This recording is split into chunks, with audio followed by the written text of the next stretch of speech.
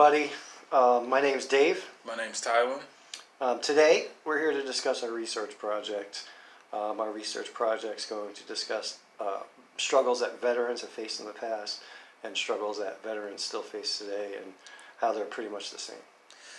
We're going to start by addressing the history of the U.S.'s armed conflicts and how PTSD presented itself in each era and how it's identified in each conflict. From there, we'll state our purpose for the paper. In order to illustrate the effects of PTSD, we're going to present individual veteran stories that we've collected from real cases. We illustrate both active duty stories and veteran stories.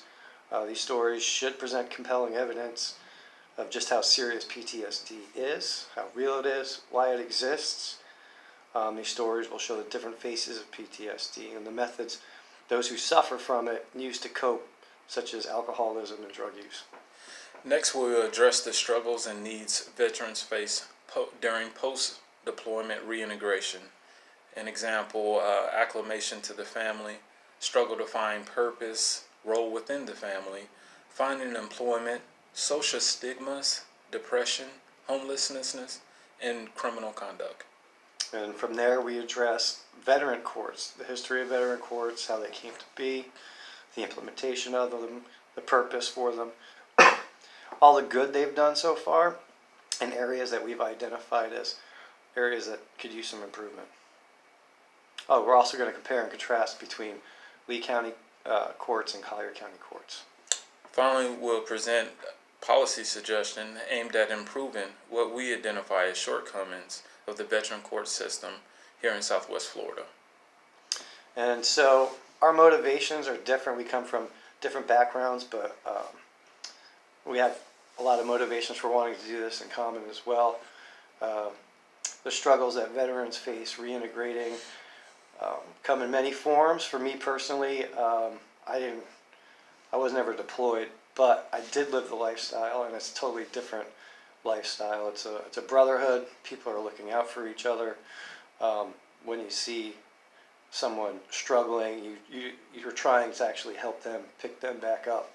It seems in the civil side of things, it's more of a competition. It's more cutthroat. It's like, how can I get ahead? How can I edge the next guy out? So it was different. It was a reality check, a wake-up call. I had to relearn really how to work and what success meant out here as opposed to what success meant while I was in service.